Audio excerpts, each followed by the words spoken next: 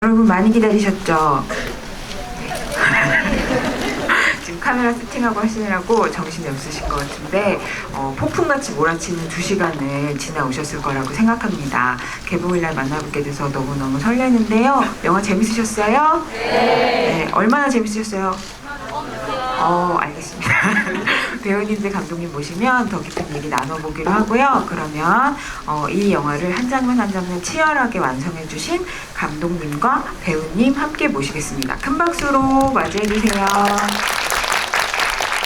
박수가 커야 들으시나봐요.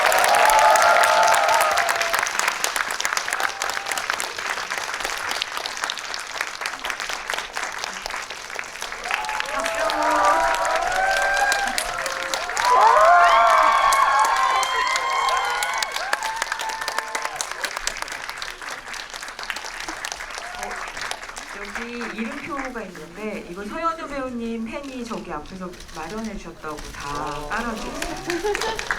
그럼 저희 자리에 앉아서 시작하도록 하겠습니다. 네.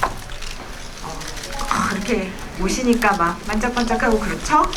네. 오늘 이렇게 대답을 좀 해주시면 좋을 것 같고, 네, 사진 찍으시느라 열중하시는 거 너무 감사한데, 그럼 이제 한 분 한 분 인사 말씀 듣기 전에 제가 이게 사실 영화 개봉하고 영화 보고 관객분들 만나는 첫 자리라 영화에 대한 후련한 얘기들 다 해주시길 부탁드릴 건데, 그 대신 그 나가서 후기 같은 데는 스포일러 같은 거 조심해 주셨으면 좋겠다고 제가 부탁드려도 될까요? 네. 대답 잘해주셔서 감사합니다. 그럼 제 옆에 계신 무라야마 준지님부터.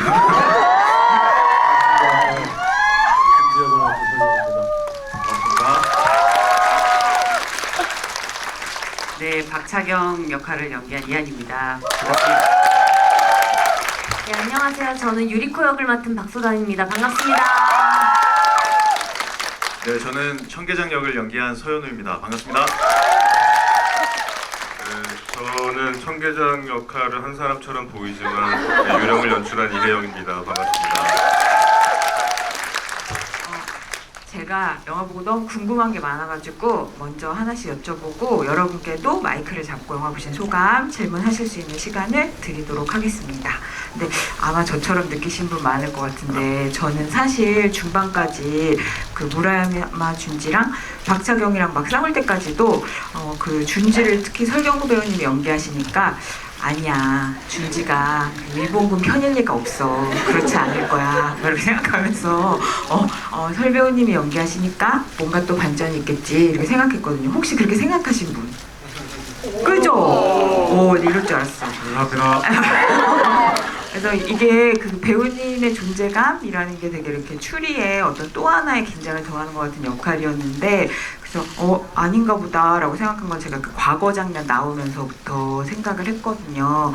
그래서 이렇게 말하자면 배우님의 이름에 이렇게 거는 기대감 같은 걸 이용해서 되게 보기 좋게 배반하는 연기, 비껴가는 연기 같은 거 하신 것 같은데, 그걸 또 이렇게 막 후배 배우들이랑 막 엎치고 두르고 막 맺히고 막 이러면서 하시는 거 보면서 저는 약간 그게 좀 감격스럽게 다가오기도 했어요. 왜요? 제가 느끼면 느낀 거예요, 그냥. 네. 아니, 배우님이 그러니까 뭔가 정말 그 오시기 전에도 말씀해 주셨지만 다른 캐릭터들에게 더 뭔가 이렇게 서사를 부여해주는 역할을 해주기 위해서 우리의 기대를 배반하는 그런 역할을 하신 거가 되게 한편으로 충무로를 대표하는 이름 중에 하나시니까 그런 생각이 좀 들었거든요. 그래서 저의 감격에 대해서 본인으로서는 어떻게 생각하십니까?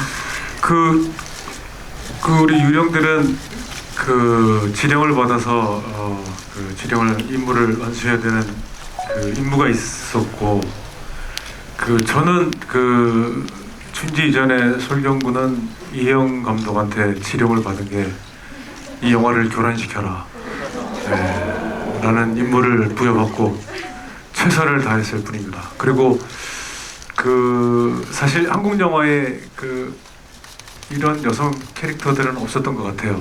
또 그렇게 나온 그 책이 너무 반갑고 좋았고 뭐 브로맨스 천지잖아요. 저도 많이 해봤지만 그 와중에 이 여성 캐릭터를 우회하지 않고 직진해서 그냥 돌파하는 그리고 마지막에 호쾌하고 통쾌했던 그런 좀 희열이 좀 있을 것 같다는 그 책을 보면서 그런 생각을 했었고 저도 영화를 보면서 마지막에 진짜 통쾌하고 막 처절하지만 이 기품과 이 호쾌하고 통쾌함이 아주 후련했던 영화였습니다.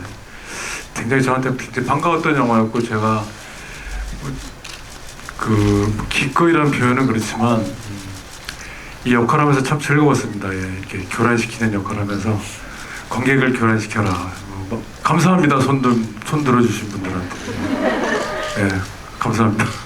제가 후배로서 좀 덧붙이자면 정말 선배님이 이렇게 버팀목이 주셨기 때문에 이 장르, 이 영화가 성립될 수 있었던 것 같아요.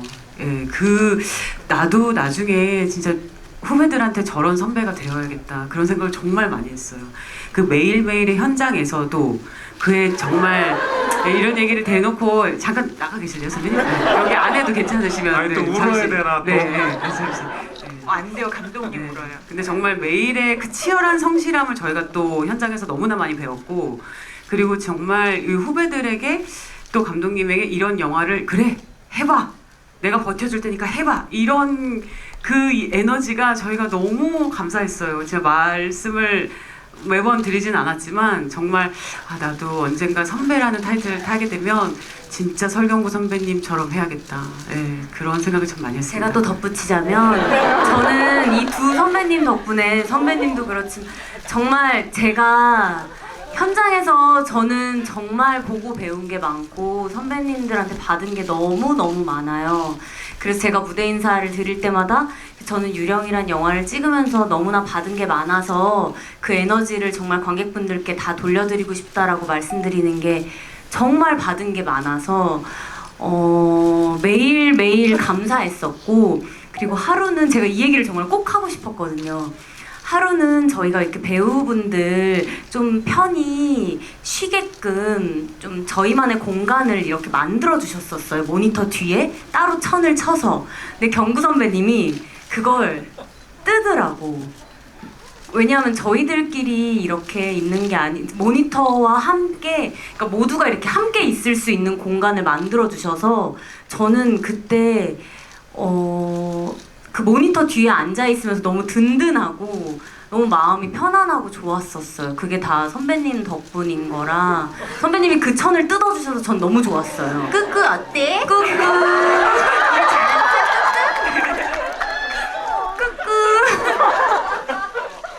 물어야만 꾹꾹. 그렇군요. 안 되겠다. 새해 결심 대동단결로 해야 되겠네. 알겠습니다. 근데 소연우 배우님 여기서 안 덧붙이면 이상하지 않습니까? 한번 튕겨봤습니다. 네. 이렇게 꾹꾹 팬미팅에 와서 너무 행복하고요.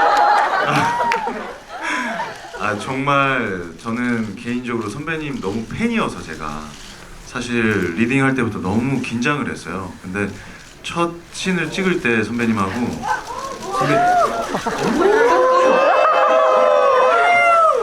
꾹꾹 덥다. 저 선배님 눈빛을 진짜 20cm 앞에서 봤거든요. 마치 제게 그 그윽한 눈빛이 자 뭐든지 한번 해봐. 내 마음은 호수야. 노조와 이러시는 것 같아가지고 너무 편안하게 했던 것 같습니다. 네. 전 또 개인적으로 그 연설 연기계의 그 김대중이시지 않습니까? 그래서 명연설 연기를 볼 수 있어서 너무 즐거웠습니다. 네. 그리고 이거는 제가 이제 이 영화를 보고 나서 이 질문을 이한희 배우님, 박수단 배우님한테 할 수 있어서 너무너무 기쁜데요. 저는 사실 이 영화가 정말 그 화면 하나하나에 채워넣은 요소가 정말 많은 그런 영화지만 영화를 다 보고 나면 가슴에 가장 많이 남는 거는 결국 이제 박차경하고 유리코가 나눴던 눈빛이었던 것 같아요.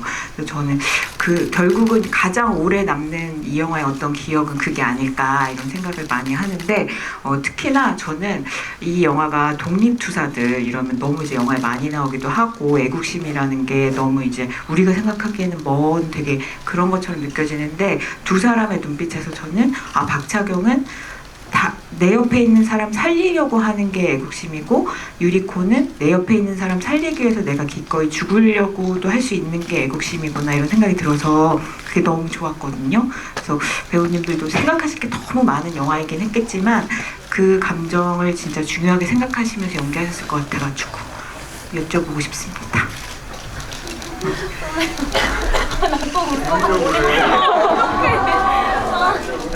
우리 그만합시다. 우리 충분히 울었어. 웃고 어떻게 해야 됩니까? 안 울게 하려면. 웃겨야 되는데 또 이렇게. 그러니까 저희가 아직도 생각을 하면 울컥거릴 정도로 저희한테 그런 게 있어요.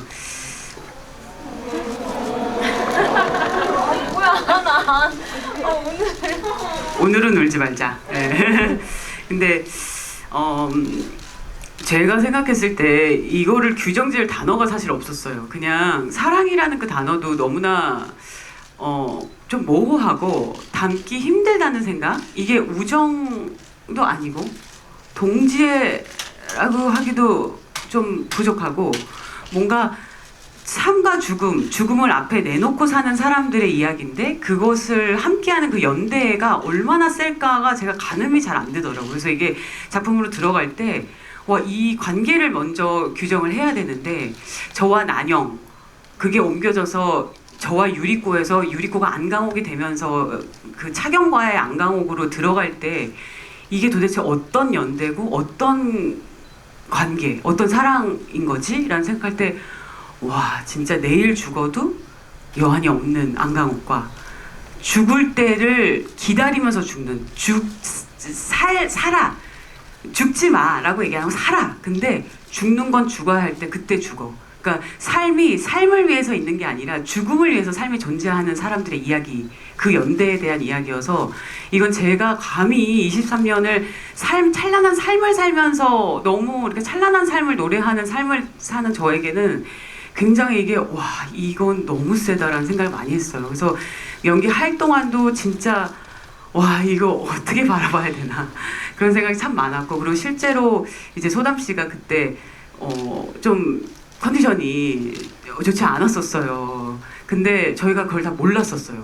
그리고 나중에서야 이제 저희 영화가 끝난 다음에 후시 녹음을 할 때 이제 검사를 받고 결과를 알고 나서 본인도 그때 알았고 저희도 너무나 놀랬었거든요. 그래서 그때 생각을 하고 또 지금 너무 건강하게 이렇게 마이크를 잡고 목소리를 내면서 이런 소담이를 볼 때마다 저희 모두가 울컥울컥 하는 마음이 있나 봐요. 예, 그게 약간 또 제가 안강옥을 바라보는 그 마음과 또 이한이가 박소담을 바라보는 그 마음이 약간 또 중첩되는 것 같아요. 예.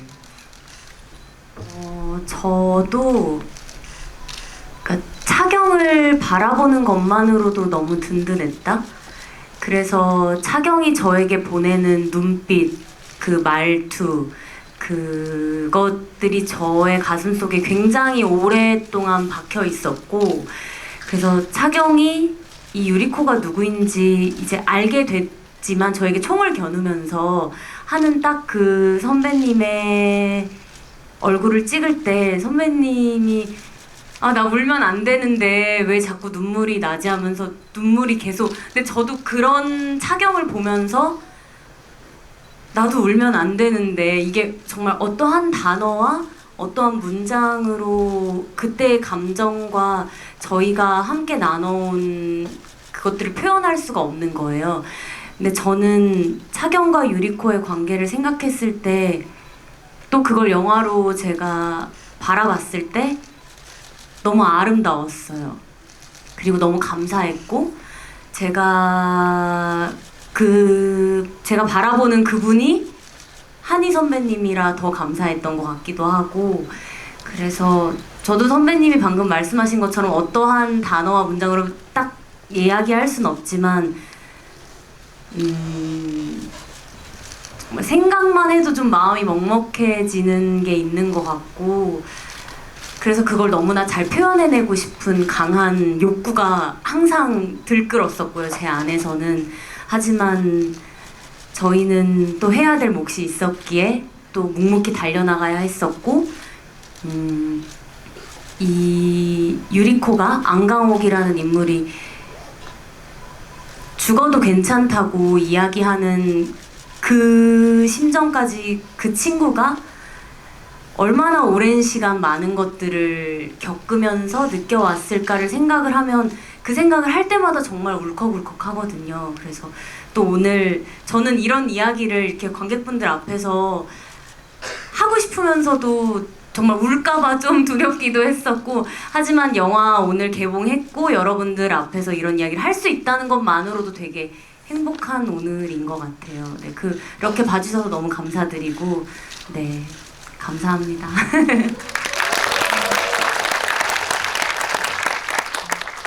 좋네요. 이렇게 들으니까. 안 울고 얘기해 주셔서 너무 감사합니다.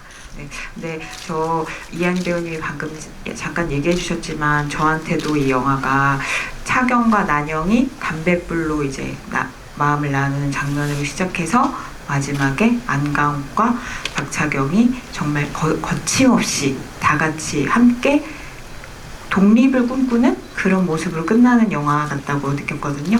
근데 저는 그게 박차경이 계속해서 살아라고 얘기하잖아요. 근데 제가 본 독립군의 어떤 모습 중에서도 그 대사가 다른 독립군들의 모습과는 정말 다르게 느껴졌거든요. 그러니까 살리려는 마음으로 독립운동을 한다는 게 그래서 배우님 인터뷰에서도 지금까지 연기한 것 중에 가장 그릇이 큰 인물인 것 같다고도 말씀하셨지만 그래서 그 마음이 뭘까 이렇게 정말 많이 고민하셨을 것 같아서 조금 더 들어보고 싶습니다. 저는 사실 차경의 그 마음이 말씀하신 것처럼 지나치지 못하는 마음이라고 생각했어요. 선배님은 그 연기를 연민에서 시작하신다고 그렇게 말씀하셨더라고요. 근데 비슷한 마음일 수 있을 것 같아요. 이렇게 어떤 사람을 사실 박차경이라는 인물이 재력가의 딸이에요. 엄청난 재력가의 딸임에도 불구하고 정말 상반되는 그 당시에 사실 나라 잃은 지가 1930년이면 나라 잃은 지가 10년이 넘은 상황에서 지킬 나라라도 있냐? 라고 묻는 준지의 말이 너무나 이성적이고 너무나 맞는 얘기였을 거란 말이죠.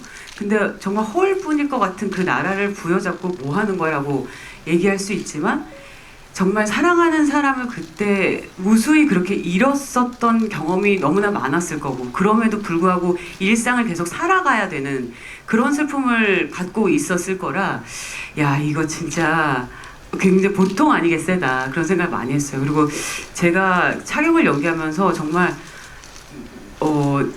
그래도 연기를 뭐 1년 한 건 아닌데도 아 이런 건 진짜 처음 느껴보는 것들이 참 많았어요. 그러니까 난영을 잃고 나서 이렇게 산에서 이렇게 오열하는 씬인데 보통 캐릭터 같으면 이렇게 막 울었을 그 장면이에요. 근데 이거를 계속 안으로 집어넣으니까 굉장히 추운 날이거든요. 그래서 이 안으로 너무 집어넣으니까 이게 비장이 끊어진다는 옛날 말 있잖아요. 이 여기가 근데 뚝 하는 느낌이 들었었거든요.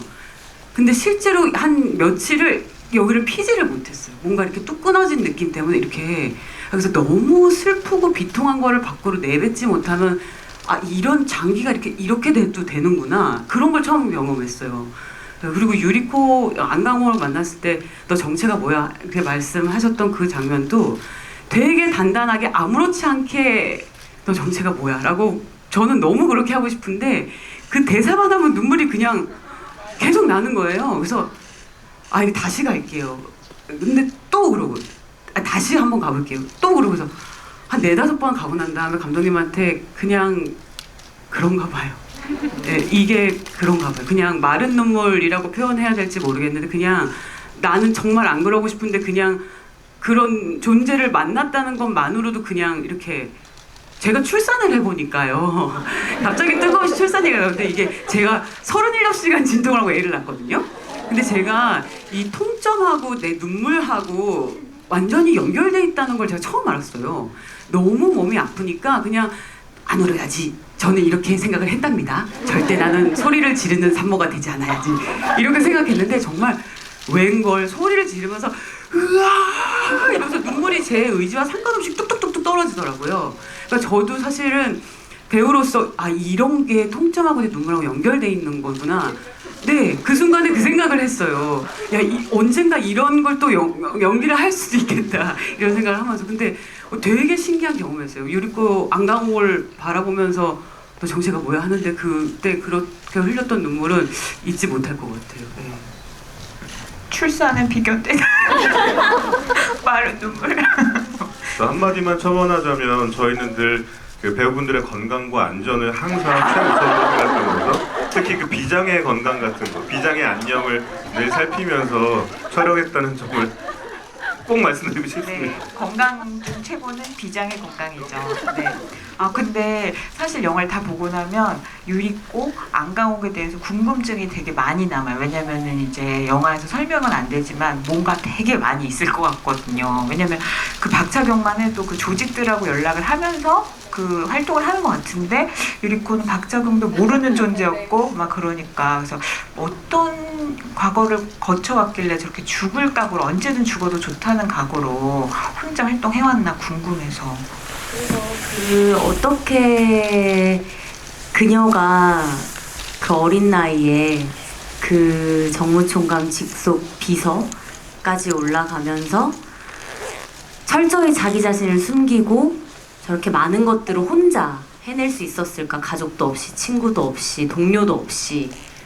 그래서 그 부분에 있어서 감독님께도 많이 여쭤보기도 하고, 그래서 저희가 이 얘기를 너무 디테일하게 다 말씀을 드리는 것보다는, 네, 그냥 저는, 제가 딱 차경이 저에게 너 정체가 뭐야 하는 그 장면에서 제가 그동안 어떻게 살아왔는지를 제가 그동안 많은 아픔을 겪었던 그 부위를 아주 가까이서 누군가에게 터치까지 해가면서 그렇게 담담하게 저의 이야기를 하는 그 순간이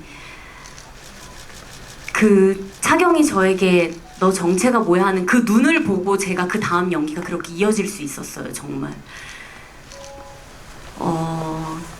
그러니까 저는 그 장면에서 제가 울면 안 되는 거잖아요. 저는 너무나 많은 일들이 있었지만 그리고 조금 뒤에 또 그곳에 저는 같은 일을 또 겪게 되고 그래서 저는 정말 고민이 많았던 게 내가 그 감정과 그 아픔을 과연 다 표현해낼 수 있을까에 대한 고민이 정말 많았어서 제 스스로 너 정말 잘하고 있는 거니라는 질문을 굉장히 많이 했던 것 같아요. 그래서 그 이후에 카이토에게 고문을 당할 때도 얼마나 수없이 많이 당해온 고통임에도 불구하고 그건 정말 익숙해지지 않는 고통인데 이가 다 부서질 정도의 고통으로 참는데 그 안에서 터져나오는 신음이었을 것 같아요. 그래서 저는 유리코를 보면서 너무 안아주고 싶었어요.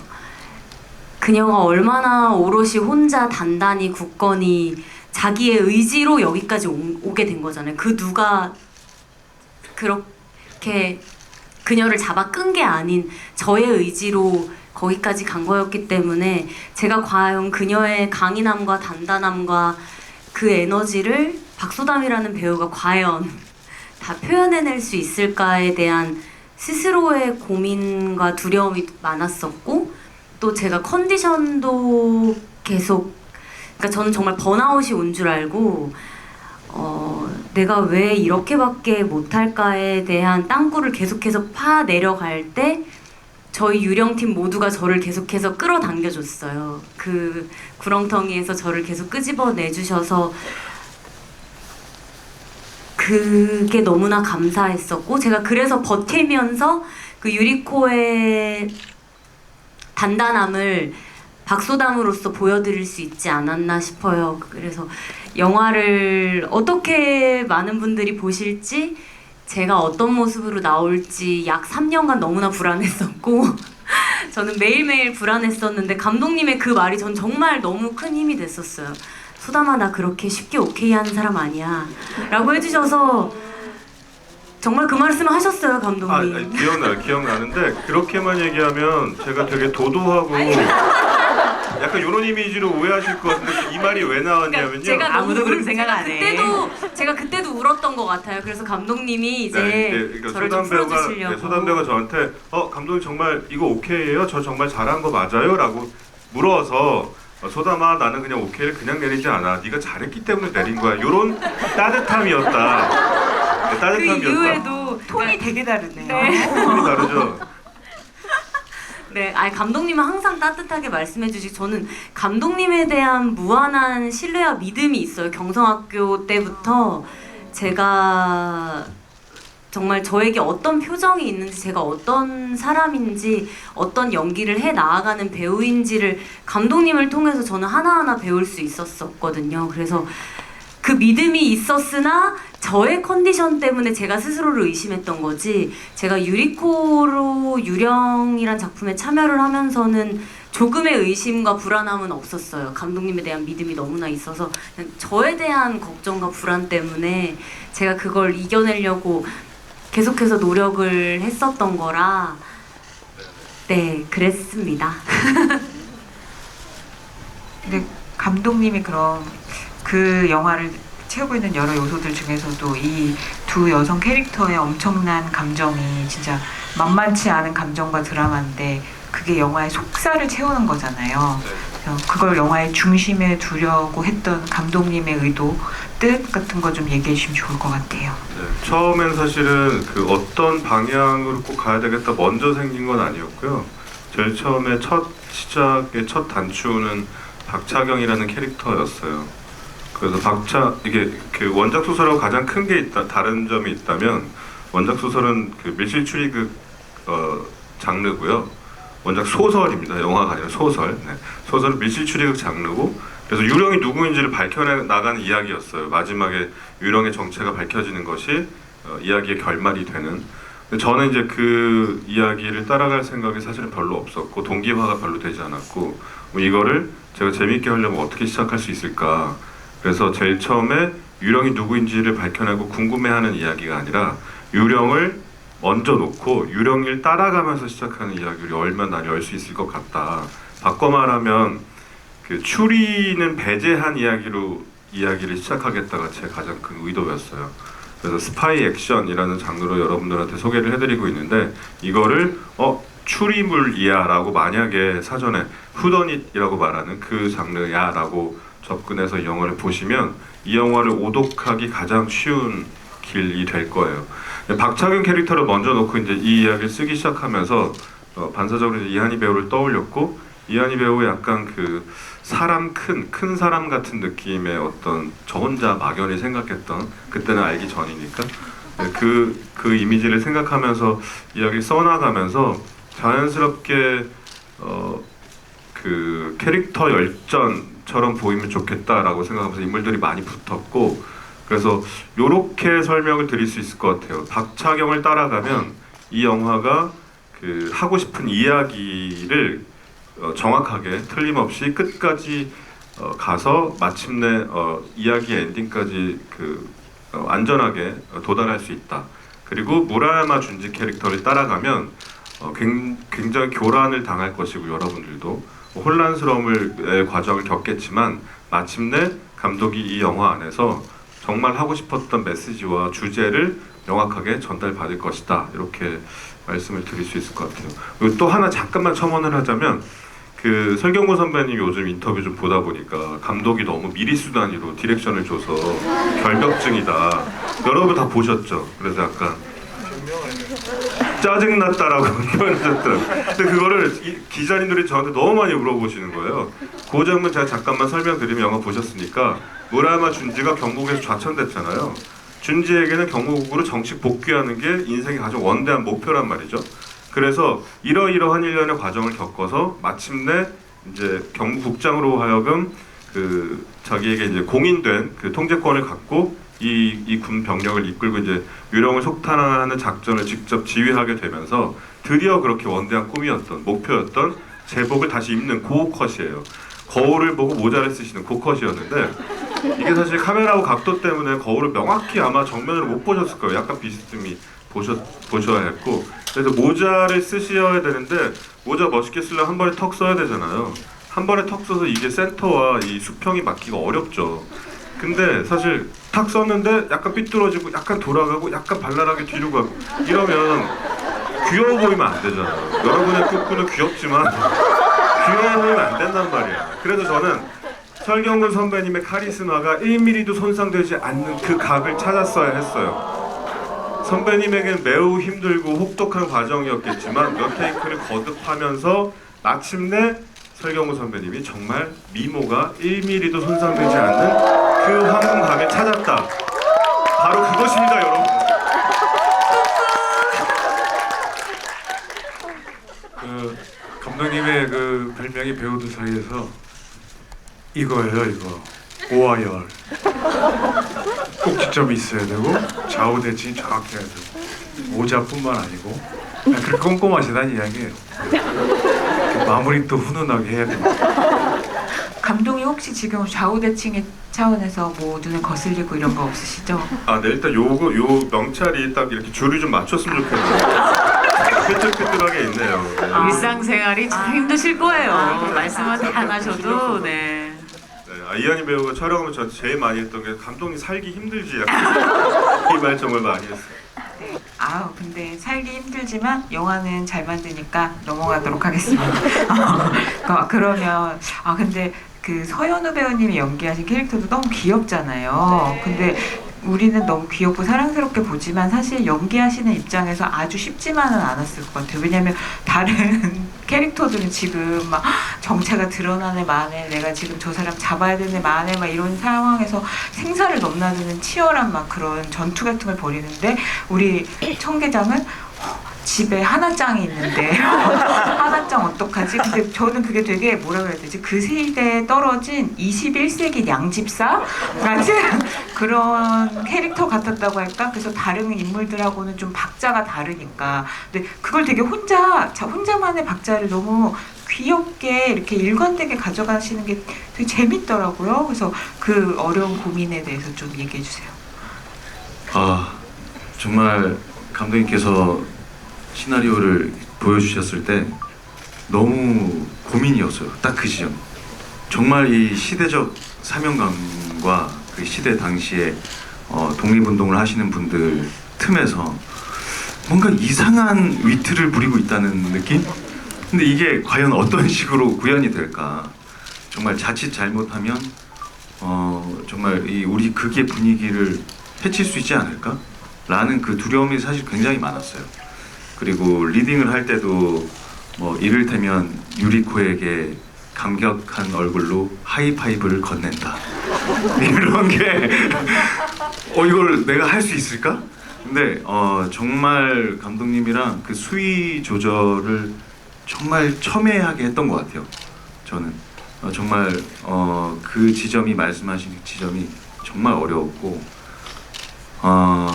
근데 정말 다들 비장한 캐릭터지만 저는 제가 영화를 봤을 땐 제가 제일 비장했던 것 같아요. 네, 정말 절실했고 그리고 그 시대에도 물론 그 항일 운동을 하시는 분들도 있지만 정말 자기 삶이 좀 중요한 가장 어떻게 보면 개인주의적이지만 지금 현재 그 당시 현재 내 삶 그리고 나와 함께 살아가는 어떤 반려동물 그리고 나의 어떤 그 시간들이 소중한 사람들도 있었을 거라 생각했어요. 그게 굉장히 어떤 평범한 사람일 수도 있지만 이 인물이 호텔을 나가야 되는 방식이 뭐 예를 들면 가족의 목숨이 걸려 있어서 뭐 집안에 어떤 그 흥망성쇠가 걸려 있어서 이런 게 아니라 정말 절실한 이유가 뭘까? 근데 저는 무릎을 탁 쳤던 게 고양이가 집에 혼자 있다는 거. 고양이는 집에 혼자 주인이 안 가면 굶어 죽거든요. 그러니까 이것만큼 또 절실한 게 없어요. 그래서 정말 저는 그 총을 준지 선배님께 겨눌 때도 눈물이 펑펑 나더라고요. 그리고 그 하나짱 보고 액자 보고 이제 그 배고플 텐데 금방 집에 갈게 하는 그 장면도 첫 테이크가 기억나는 게 정말 첫 테이크에 제가 좀 펑펑 울었거든요. 막 울고 나서 감독님이 컷을 하셨는데 주변 스태프분들이 괜찮으세요? 아니 막 깜짝 놀란 거예요 다들. 그래서 뭐 정말 저에게는 현장에 실체는 없었지만 정말 제 안에 그 모든 그 상상과 그 감수성을 동원해서 하나짱에 대한 어떤 사랑과 가족애를 실었던 것 같아요. 근데 실제로 반려견을 키우시고 계시잖아요. 혹시 그게 좀 생각이 나던가요? 제가 지금 참 얘기 나온 김에 18살 된 시추 아이가 있어요. 그 눈이 한쪽도 빠졌어요. 이렇게 눈이 큰 아이들이 안압이 올라와서 가끔씩 그러니까 뭐 정말 이렇게 빠지진 않죠. 근데 이렇게 툭 튀어나와 버려요. 그래서 너무 놀라서 병원에 데려갔더니 이미 시신경이 손상됐고 그게 벌써 한 6년 전이에요. 그래서 애구가 된 상태로 정말 이렇게 가면 냄새를 막 맡아요. 이렇게 냄새로 이렇게 아는 거죠. 근데 지금은 이렇게 가만히 앉아서 보면 혼자 끄떡끄떡해요. 이렇게 끄떡끄떡하고 배변도 좀 이렇게 활동이 제대로 하지 못하고 있고. 근데 뭔가 저 인터뷰 때도 이런 얘기를 했는데 굉장히 전 우주적인 어떤 뭔가 묘한 느낌들이 와요. 막 가족 그 이상의 존재이고 개인적으로 제가 그 군대 갈 때 부모님께서 저의 어떤 분신처럼 입양해 온 아이라서 정말 사실 이제 무지개 다리 건널 준비를 하고 있습니다, 여러분. 그래서 저는 이제 그 하나짱 사진을 보면서 닦는 그 디테일 보셨죠, 여러분? 이렇게 하트로 저 진짜 감탄했어요. 와, 디렉션이 있었나요? 저 궁금해요. 감독님 디렉션도 있었고 뭔가 사랑스럽게 어루만졌으면 좋겠다.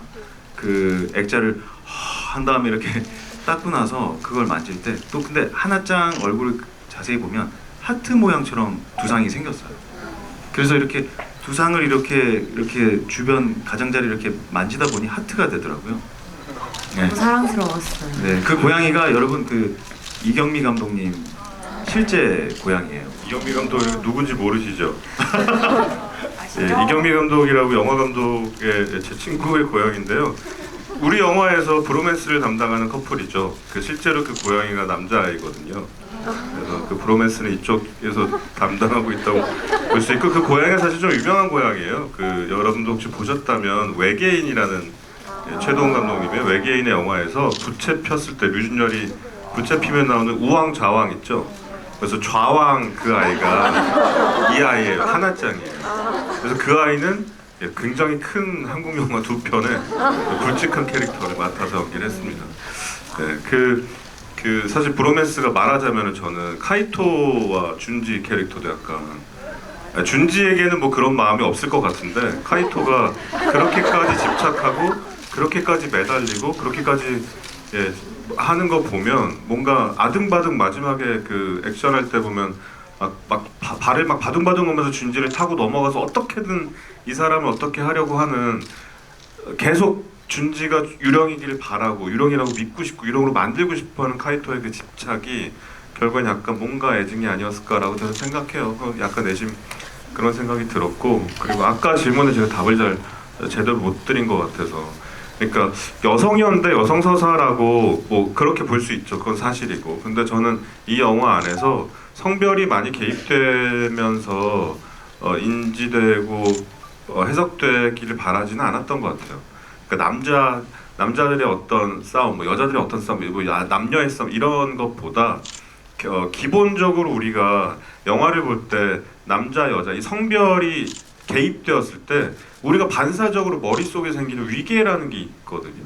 근데 저는 그 위계가 이 영화에 뭔가 우리가 알고 있는 익숙한 방식으로 개입되거나 간섭되지는 않길 바랐던 것 같아요. 그래서 준지와 그 차경의 몸싸움 같은 경우도 성별 떼고 진짜 두 인간이 서로의 목적과 기세와 각오로 부딪혀서 진짜 땀냄새 피냄새 나는 싸움이면 좋겠다. 어떤 순간에도 여자친구 잘 싸운다, 여자인데 잘 싸운다, 여자임에도 불구하고 이런 거 없이 정말 그냥 두 인간이 싸우는 느낌은 좋겠다. 그래서 영화 전체적으로 성별은 나중에 인식되거나 느껴지면 좋겠고 그냥 이 사람들의 이야기가 캐릭터 열전이 일단 인간이 먼저 느껴지고 읽히면 좋겠다라는 생각으로 만들었습니다.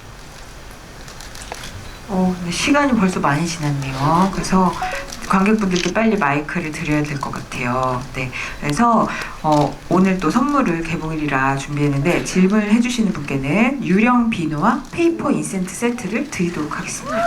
네, 너무 좋죠?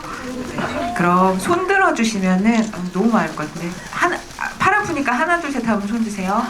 꾸꾸님 보시고 제일 먼저 손 드신 분 지목해 주세요. 네, 하나 둘 셋. 네. 저기 밑에서 저기 맨 뒤에 맨 뒷줄에 흰 티셔츠인가 입으셨는데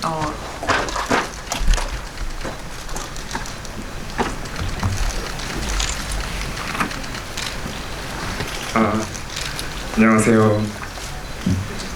바로 질문 드리면 되나요? 네. 감독님께 질문을 드리고 싶은데 유령단, 그러니까 빛이 있는 부분에서 정면에서 이한희 씨랑 박소담 배우께서는 빛을 등지고 있는 것 같았고 나머지 분들은 이제 빛을 마주보고 있었던 것 같은데 혹시 이게 안에 이제 감독님이 의도한 장치인지 여쭤보고 싶었습니다. 후반부 말씀하시는 거구나. 네. 엔딩 장면 말씀하시는 거죠? 네, 그리고 격리 처음에 전부 다 격리되어 있을 때도 그때도 이제 창문 타고 넘어 들어오시면서 그때도 빛을 등지고 서 있었던 것 같았는데 어디까지가 사실 제 입장에서는 의도가 된 거고 아닌지를 잘 모르겠어가지고 궁금해서 여쭤봤습니다. 이 좌우대칭과 밀리미터의 세계를 구현하시려고 했는데 의도 안 하신 게 있는지 모르겠지만 아무튼 네. 네네, 말씀하신 장면이 아마도 차경이 밖에서 외벽을 타고 건너서 준지 방으로 들어가는 그 부분을 만약에 말씀하신 거라면, 만약에 그런 거라면요. 그렇다면 거기는 차경이 이제 발코니에서 이 방 안으로 들어오는 구간이니까, 그러니까 뭐 당연히 이제 빛을 등질 수밖에 없는데, 그때 커튼 너머로 보이는 그 실루엣이 약간 굉장히 좀 낯설고 정말 유령 같은 느낌이면 좋겠다라는 이미지를 좀 바라긴 했었어요. 그래서 어느 정도는 의도가 된 거였고, 두 배우가 마지막에 이제 난사하는 장면에서 빛을 등지고 있는 건 사실 우리는 이 일제강점기 시대를 승리의 역사로 기억하지 않잖아요. 실제로 우리에게 승리의 역사가 아니었고, 근데 제가 독립운동가들에 관련된 이제 자료들과 많은 논문과 책들을 많이 보면서 제가 느꼈던 감정은 우리의 실패 역사가 아픔의 역사가 아니라 찬란함이라는 단어였던 것 같아요. 그들의 투쟁도 찬란했고 삶도 찬란했고 진짜 죽음을 각오했던 그 모든 순간들이 빠짐없이 찬란하였다. 그게 뭔가 벅차오르는 느낌 같은 게 있었거든요. 이 영화는 장르 영화고 상업 영화이기 때문에 제가 공부했던 것들을 고스란히 고증을 통해서 넣을 수 있는 그런 이야기는 아니었지만 최소한 제가 받았던 그 뉘앙스를 정서적으로 전달을 너무 해드리고 싶었는데, 그러면서 시나리오를 쓰다 보니 마지막에 이 찬란함을 따라서 인물을 묘사하고 사건을 묘사하고 장소들을 상상하면서 이야기를 쓰다 보니까 너무 찬란한 승리의 순간을 영화적으로 너무 담고 싶은 욕망이 너무 컸었어요. 우리에게 존재하지 않았던. 그래서 영화의 엔딩에 찬란한 승리를 묘사를 해서 넣게 되면 우리의 역사가 얼마나 아팠었는지 다시 한번 환기를 하게 될 수 있는, 역설적으로 그런 기회가 경험이 될 거라고 생각했고, 그리고 사실 우리는 일본을 이미 이겼죠. 우리는 일본에게 승리했다고 저는 생각합니다. 일본은 우리의 모든 문화 콘텐츠를 따라하고 있고, 우리는 지금 전 세계를 글로벌한 리더의 자리를 갖고 있기 때문에, 그래서 지금 우리가 얼마나 찬란한 승리를 이뤘는지를 다시 한번 느낄 수 있는 순간이 되면 좋겠다라고 생각이 들어서, 그래서 찬란한 승리의 순간을 묘사를 하고 싶었고, 그 찬란한 승리의 어떤 찰나를 사실은 실제하지 않았던 역사니까 약간의 영화적인 화법과 영화적인 느낌으로 뉘앙스로 영화 안에 명시를 하고 싶었고, 그게 말씀하셨던 역광의 실루엣의 그런 느낌으로 표현이 됐던 것 같습니다. 박수. 이 디테일에 빛나는 영화다 보니까 이렇게 자세히 봐주신 분이 계시는 것 같네요. 그럼 이번엔 제가 이한희 배우님께 질문자 골라달라고 말씀드릴게요. 네, 하나, 둘, 셋. 저희 유리코 사진을 들고 계시는데 그리셨나봐. 그죠? 아 그림인가요? 그림이에요. 저희 잠깐 볼 수 있나요? 우와. 질문은 또 질문대로 해주셔도 감사해요. 돌려보는 동안 질문 좀 해주세요. 자세히 좀 볼게요.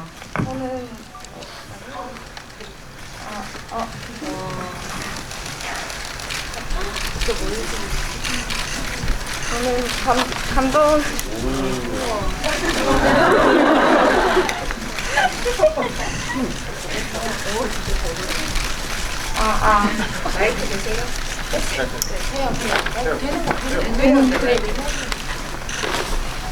저는 감독님께 질문 드리고 싶은 게 있는데, 유령단이 전부 담배를 피잖아요. 근데 그 초반에서 이제 담배를 나눠 피기도 하고, 또 담배를 이제 그 불을 켜달라고 하기도 하고, 또 맨 마지막 장면에서도 또 혼자서 이제 그 담배를 피는 행위가 나오잖아요. 근데 그 담배를 피는 행위에 있어서 유령단이 어떤 의미인지 궁금하고, 또 그 이한희 배우님이 맡으신 그 역할이 이제 그 유리코와 담배를 나눠 피는 그 과정에서도 자기가 그 조선이 독립하게 되면 담배를 끊을까라는 대사가 있잖아요. 그래서 저는 그 유령단에게 담배의 혹시 의미가 어떤 의미인지 궁금합니다. 네네. 근데 유령단이라고 아까도 표현하셨는데, 유령단이라는 말이 처음에 무슨 말인가 했어요. 약간 이미 와 벌써 우리 영화 이렇게 팬덤이 생겨서 이름도 있나라고 죄송해요. 괜히 우쭐했네요. 흑색단을 말씀하신 거죠? 네, 죄송합니다. 괜히 우쭐했네요. 네. 오늘 여기 오신 분들 다 유령단. 유령단. 유령단. 좋네요. 네, 그 담배 사실 뭐 영화를 만들면서 모든 순간 모든 어떤 매개마다 다 의미를 넣었다면 그거 약간 감독이 좀 정신적으로 좀 문제가 있는 거 아닐까요? 사실 그 정도로 제가 집착이나 결벽이 과한 사람은 아닌데, 근데 사실 지금 우리가 21세기 관객들이 영화 속에서 담배 묘사를 보는 게 사실 편하진 않으실 거예요. 담배는 정말 백해무익합니다. 담배는 몸에 굉장히 나쁜 거예요. 근데 30년대를 묘사하는 데 있어서 담배를 뺀다는 건 기만이라고 생각했어요. 그 사람들에게는 담배라는 건 정말 개인적으로 순간적으로 사유할 수 있는 거의 유일한 위안의 도구였고, 그것이 굉장히 그들에겐 개인적으로 정말 아주 찰나적이지만 어떤 위안과 행복과 이런 것들을 줄 수 있는 굉장히 소중한 것들이라는 생각이 들었고, 그렇기 때문에 또 한 가지는 사람이 사람에게 담배를 피고 있던 담배를 내가 뺏어 피고 내가 피던 담배를 주고 하는 이런 행위가 지금 우리가 할 수 있는 뜨거운 허그나 뭐 뜨거운 뭐 악수나 뭐 포옹이나 뭐 입맞춤이나 뭐 이런 입맞춤이래요. 눈맞춤. 예. 이런 시선을 교환한다거나 아무튼 이런 우리가 사람과 사람이 할 수 있는 가장 뜨거운 교감의 방식이 아니었을까라고 저는 생각했어요. 그래서 담배가 중요하다고 생각이 들었고, 마지막에 차경이 웃으면서 사실 뭐 나라 되찾으면 하고 운을 띄운 다음에 사실 하고 싶었던 말은 훨씬 더 뜨거운 말이었겠죠.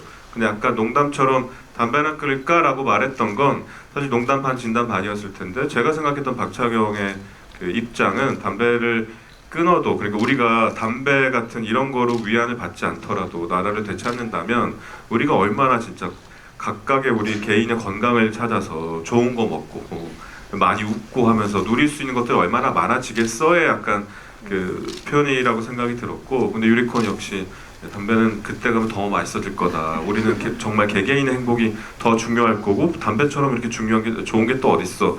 두 사람 다 맞는 말이었겠죠. 사실 그 정도의 느낌을 주고 싶었고요. 그리고 그 난영과 그 차경의 교감과 마지막에 유리코와 그 차경이 담배를 나눠 피고 서로 주고받고 하는 이 모습들이 진짜 이 사람들이 얼마나 뜨겁게 마음을 나누고 서로 소통을 했고 진짜 하나였는가를 제 방식대로 30년대 방식으로 보여주는 방식이라고 생각했습니다.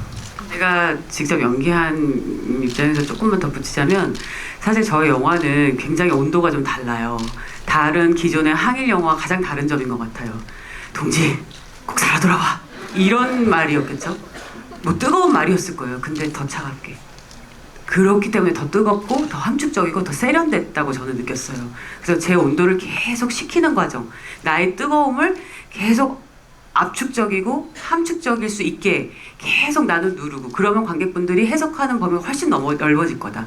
저 안에 어떤 슬픔이 있는지 내가 1차적으로 표현하지 않으면 않을수록 더 궁금해지고 이 영화가 세련돼질 거다. 그런 생각을 하면서 연기를 했었고, 또 그런 실제로 디렉션을 많이 주셨고, 뜨거운 대사를 차갑게 하는 것. 그리고 담배 같은 경우는 저는 숨이라고 생각했거든요. 제가 비흡연자인데 계속 그 니코틴이 없는 담배로 제가 계속 훈련하면서 담배를 엄청 많이 폈어요. 근데 그 담배를 피면서 제가 또 흡연자들을 많이 이렇게 유심히 관찰을 해보니까 그게 결국 숨이더라고요. 이게 이런 한숨을 쉬고 싶은데, 큰 숨을 쉬고 싶은데 공식적으로 쉴 수가 없는 거예요. 그래서 뭔가 공식적으로 너도 숨 쉬고 싶어서 나왔어? 이렇게 정말 맛있게 숨을 쉰다. 그래서 이거구나. 근데 이 나의 숨이라는 게 곧 생명이잖아요. 그 생명을 나누는, 근데 가장 너무나 일상적인 톤으로 툭 나의 생명과 나의 일상을 같이 공유한다. 이런 생각으로 연기를 했었던 것 같아요. 그래서 나 나중에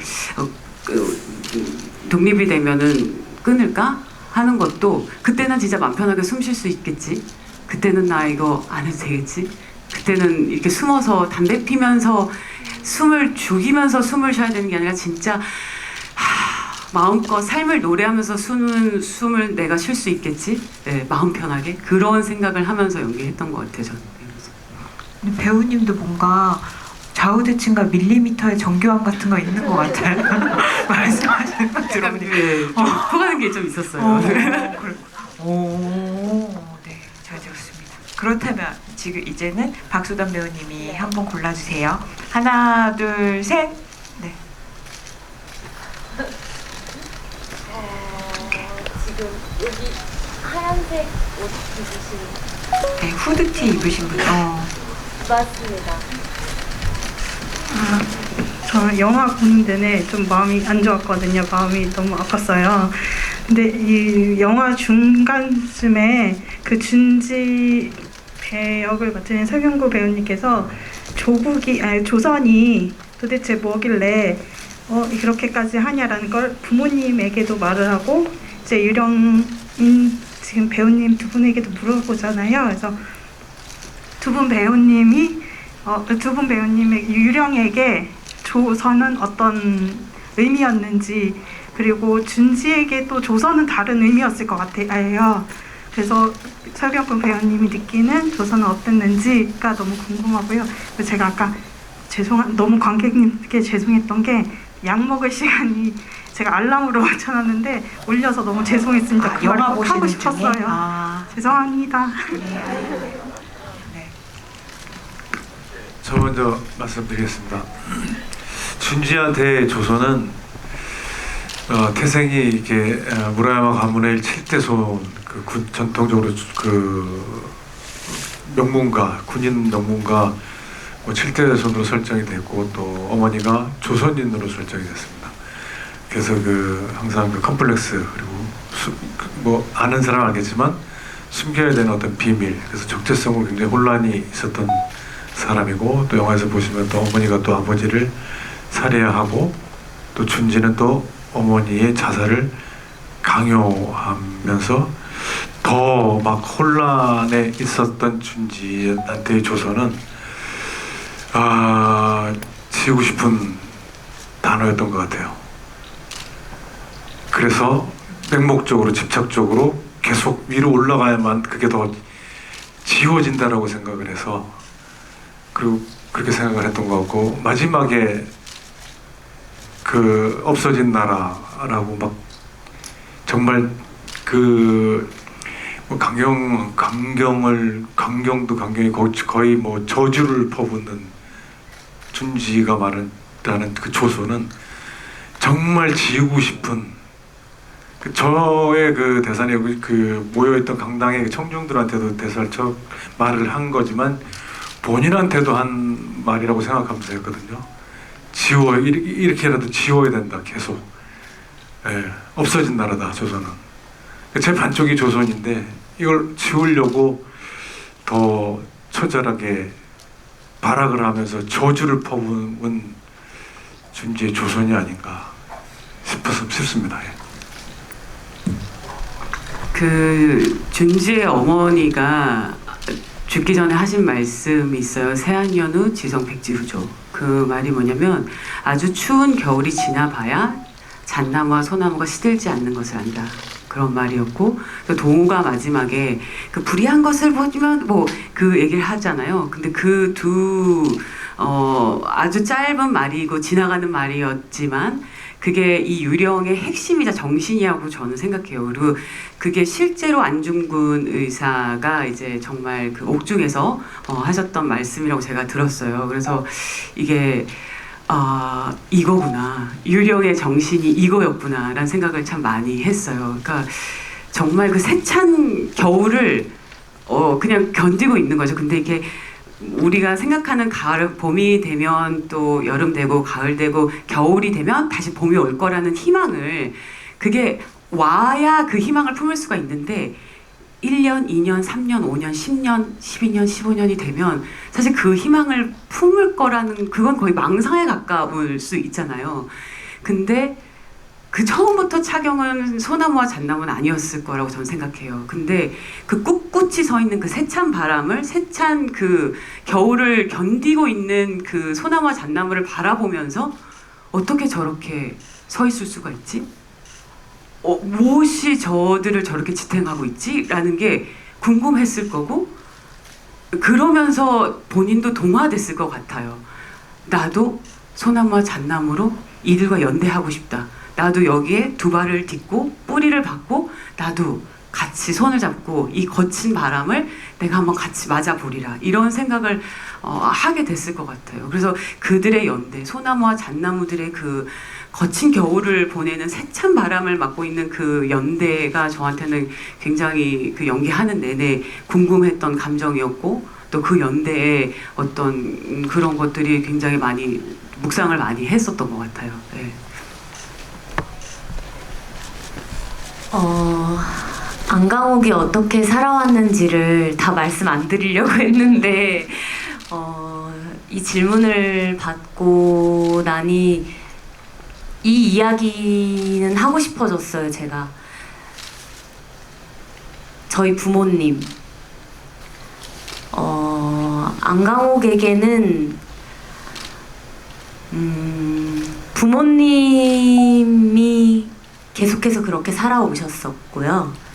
네, 얘기해도 되죠? 네네. 그리고 이미 하고 계세요. 그러니까 제가 이 이야기를 감독님께도 여쭤봤던 게, 이 이야기를 과연 다 드리는 게 관객분들께 이게 과연 맞는 길일까에 대한 고민이 되게 많았어요.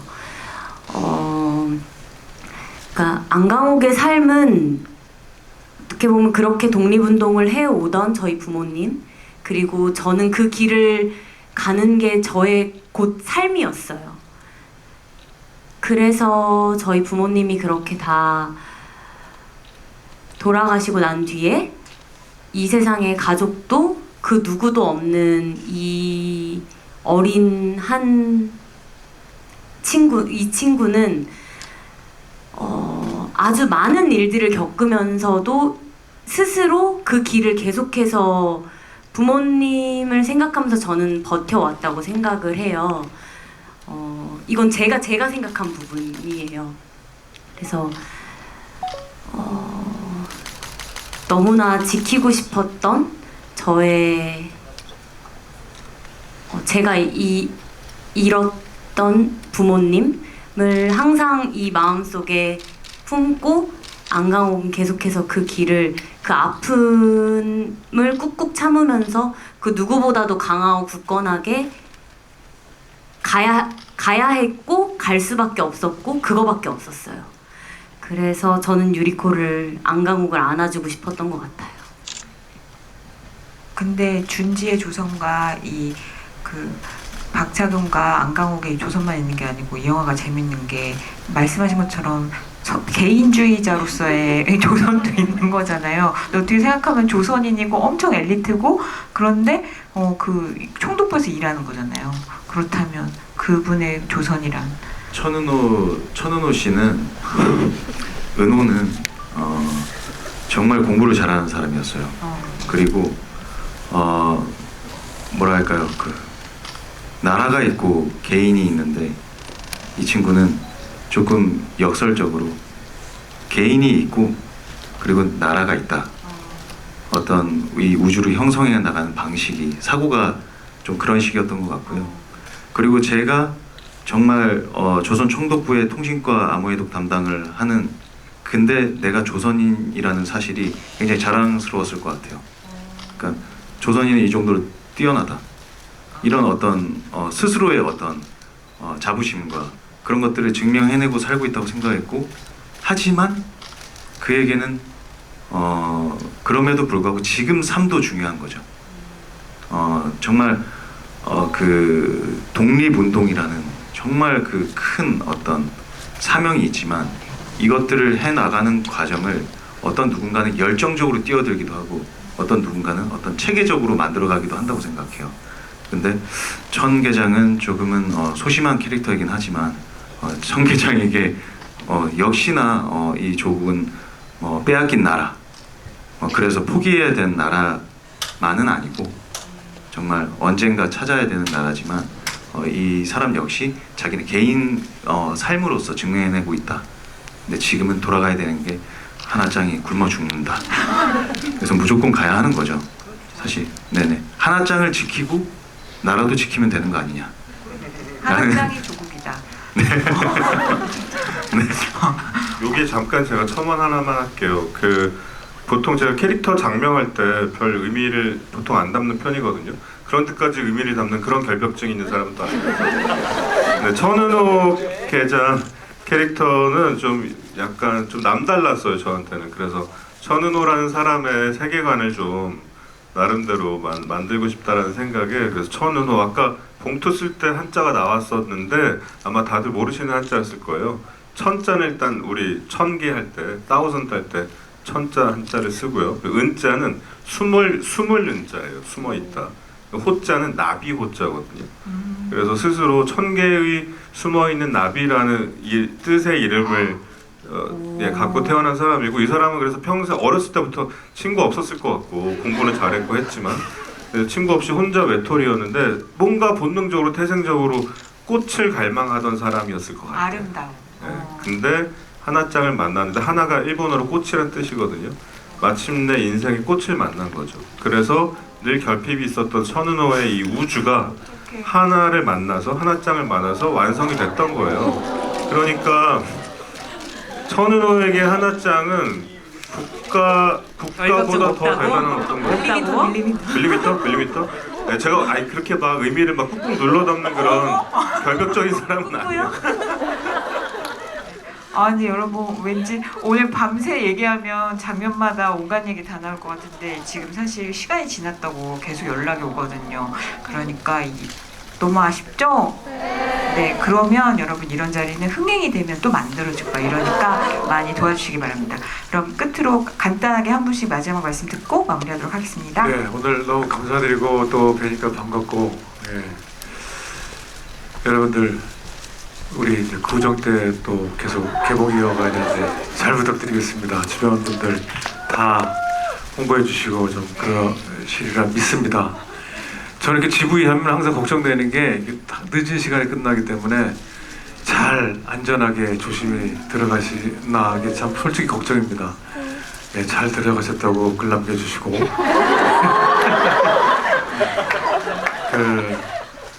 유령 태그, 해시태그에서 샵 해서 그러면서 잘 갔다, 존잼, 너무 감사드립니다. 반갑고요. 이렇게 저희에게는 개봉날이라는 게 굉장히 의미가 있어요. 정말 뭐 전에 뭐 VIP 시사도 있었고 언론 시사도 있었지만 정말 관객을 만나는 첫날이라서 저희가 굉장히 설레기도 하면서 굉장히 두렵고 떨리는 날이거든요. 그래서 여러분들 진짜 만나 뵙게 돼서 정말 너무 반갑고 또 감사하다는 말씀을 꼭 드리고 싶었고요. 그리고 정말 코로나 때문에 사실 영화관이나 한국 영화가 특히나 또 약간 침체기가 있어요. 사실은 좋은 콘텐츠를 만드는 건 또 관객분들의 몫이라고 생각하거든요. 그래서 좋은 콘텐츠가 또 나올 수 있도록 또 이런 장르 영화가 또 나올 수 있도록 2023년에 첫 영화인 유령에 많은 힘을 보태주시고 첫날 이렇게 함께 해주신 저희의 천군만마 아까 저희 유령단 네 오늘 조직했으니까 잘 부탁드립니다. 감사합니다. 네, 저도 이렇게 개봉날이 되니 유리코가 안강옥이 어떻게 살아왔는지도 이야기할 수 있고 뭔가 속이 시원하면서도 또 아직 다 못다한 얘기도 많고 저희가 계속해서 여러분들을 저는 정말 오래 보고 싶거든요. 여러분 저희가 극장에 오래오래 유령이 함께해야 저희가 아마 또 볼 수 있는 날이 만들어질 텐데 저는 이렇게 저희의 이야기를 들려드릴 수 있어서 오늘 너무 재밌었고 저도 이야기를 듣는데 너무 재밌더라고요. 이런 자리가 꼭 또 만들어졌으면 좋겠고 제가 조금 아까 무슨 얘기를 네 정말 찾아와 주셔서 너무 감사드리고 오래 보고 싶습니다. 네 감사합니다.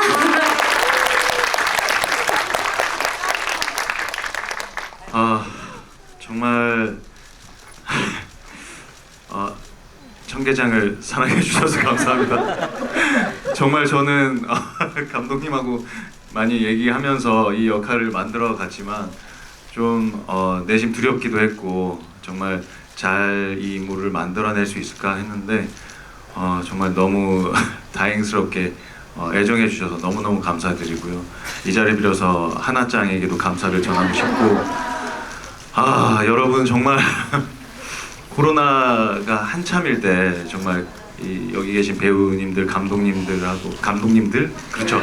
파트별 감독님들까지 정말 열심히 만들었는데 그때 이런 GV를 할 수 있을까라는 어떤 질문을 가지고 있었어요. 근데 오늘 이 자리가 정말 너무너무 신기하고 너무너무 감사한 자리인 것 같고요.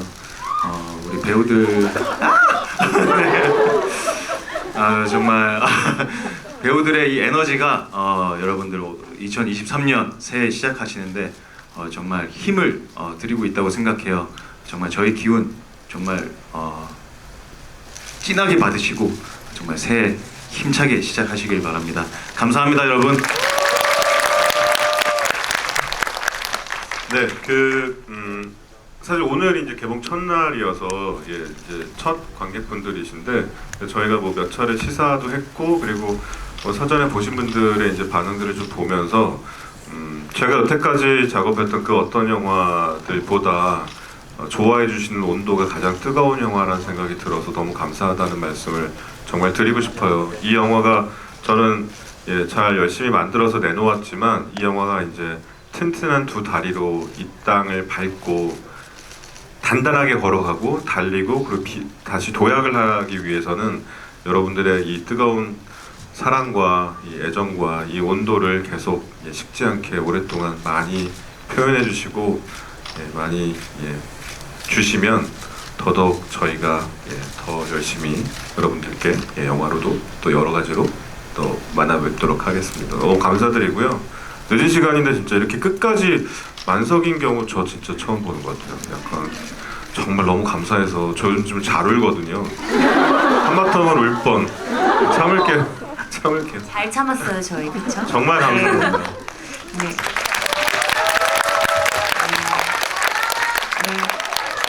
오늘 유령단 분들의 활약을 앞으로 펼쳐지는 것을 기대하도록 하고요.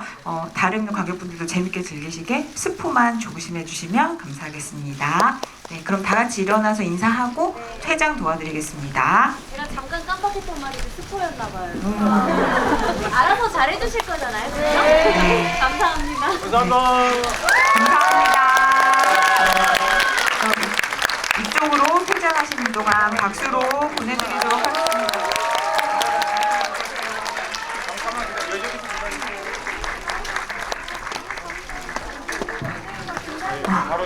여러분 진짜 늦게까지 너무 감사하고요. 조심히 돌아가세요. 추위 타지 마시고 감사합니다.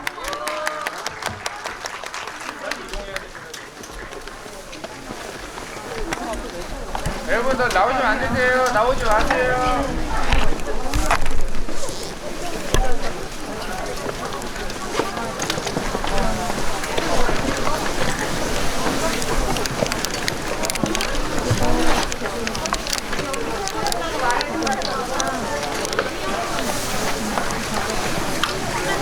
여보세요.